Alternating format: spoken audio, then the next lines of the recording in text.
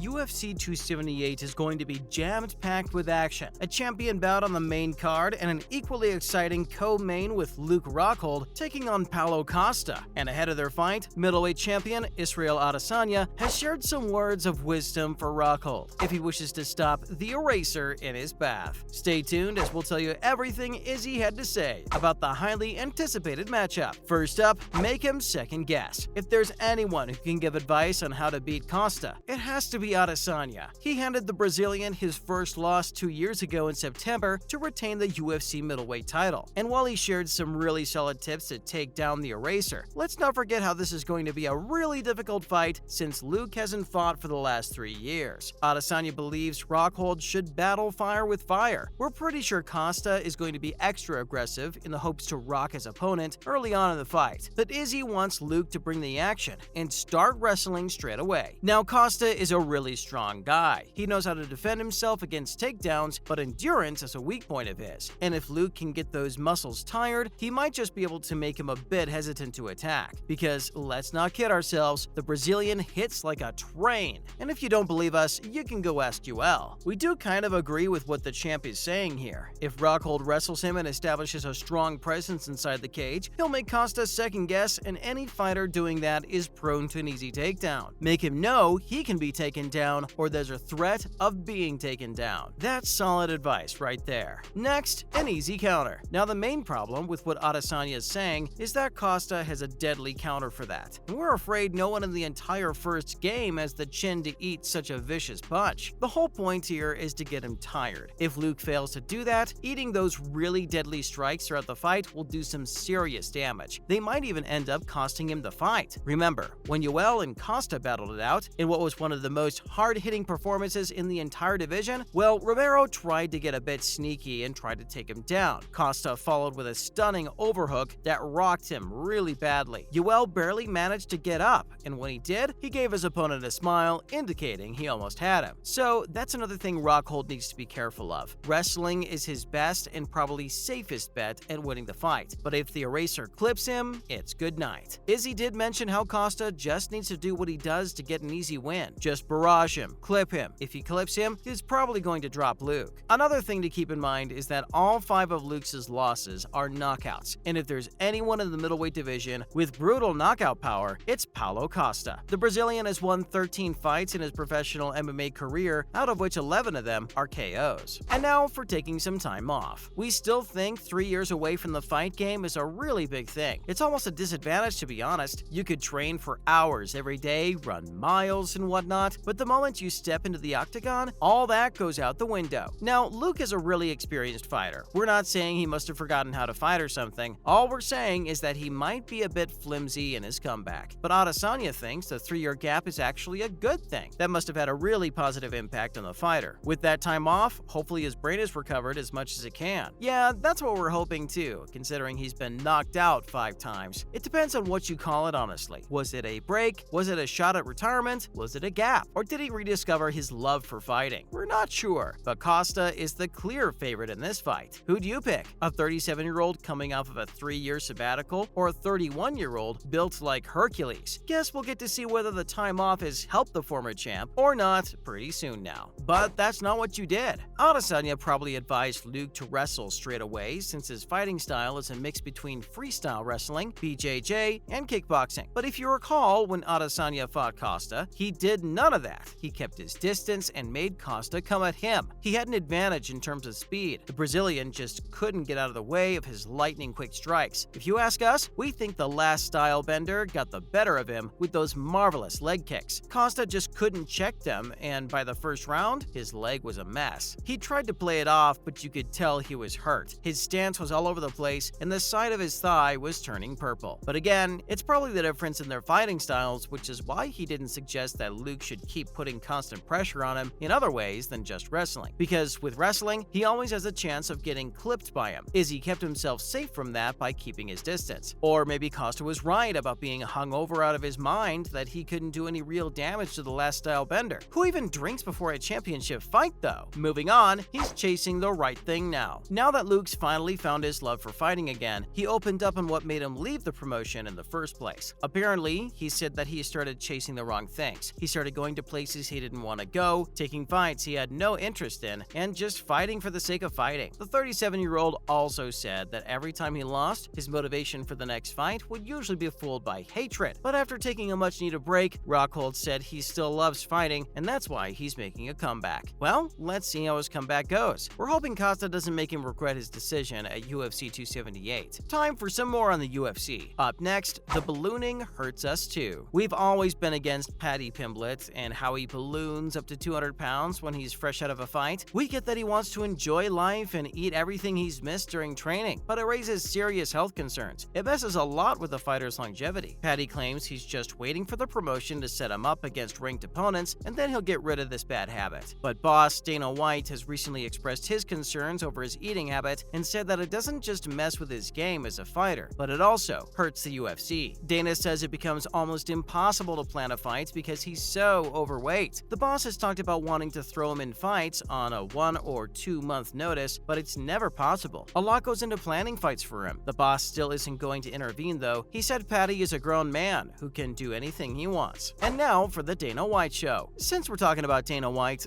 let's tell you something really interesting. Luke Rockhold, who isn't even back yet, has already started calling out his new boss. Luke has ripped right into UFC pay, claiming Dana runs the show and suppresses the sport by not paying fighters enough. Honestly, that's pretty big. We applaud his confidence for being able to come into the sport after 3 long years and take a shot at the boss just before his comeback fight. But it's not like he said something wrong though. He's spot on about it. Just recently, Francis Ngannou also lashed out about the whole sponsors issue and how he lost more than $1 million because of the promotions deal with Crypto.com. Finally, the predictions are in. We've been hearing a lot of Islam versus Charles predictions, but the odds for the welterweight title are finally in. And the results? Not shocking at all. Everyone is backing the Nigerian champion, Kamaru Usman, to walk over Leon Edwards in their rematch for the welterweight title. Vincent Luke, Santiago Ponzinibbio, and Michael Morales have all placed their bets on the Nightmare. And while Edwards is a good fighter who's always evolving, unfortunately he hasn't evolved enough to dethrone someone like Kamaru Usman. That's it from our side, folks. So what do you think? Does Luke still have enough in the tank to score a win against Costa? Is Izzy right about wrestling straight away? Let us know in the comments below. Remember, don't forget to like this video and subscribe to our channel for more exciting videos in the future. Thanks for watching, and see you next time.